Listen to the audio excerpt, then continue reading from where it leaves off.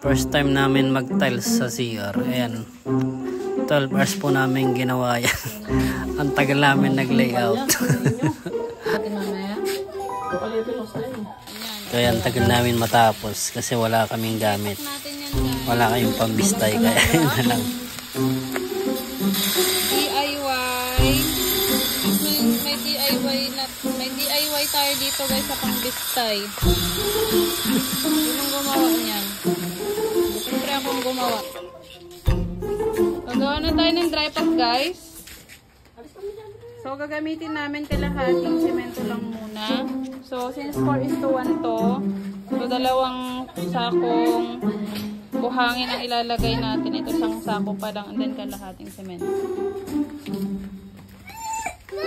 Ito na yung nabistay namin guys.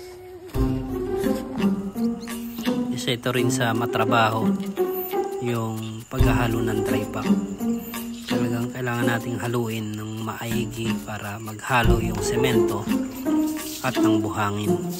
Tapos pagkatapos na natin naihalo, lagyan na natin ng tubig. Paglagay ng tubig, tamang wasik-wasik lang, parang yun yung ginagawa ni Mrs. Tapos halo na natin at ating hinawakan yung halo na hinalo natin buhangin sa semento. Pag nagbubuo na, magandang dry pack na daw yan. Tapos si Mrs. naghalo na siya ng adhesive. Paghalo lang naman na ito is hinahalo lang naman siya ng tubig. Tapos haluin lang tapos hanggang sa makuha natin ang tamang timpla, yung medyo nagalapot-lapot lang. Tapos ready na yung ating dry pack. Dito dahil medyo ginagamay-gamay pa namin yung paglalatag ng ating mga tiles. Kada isang tiles, mga isang oras ang latag ni Mrs. dyan.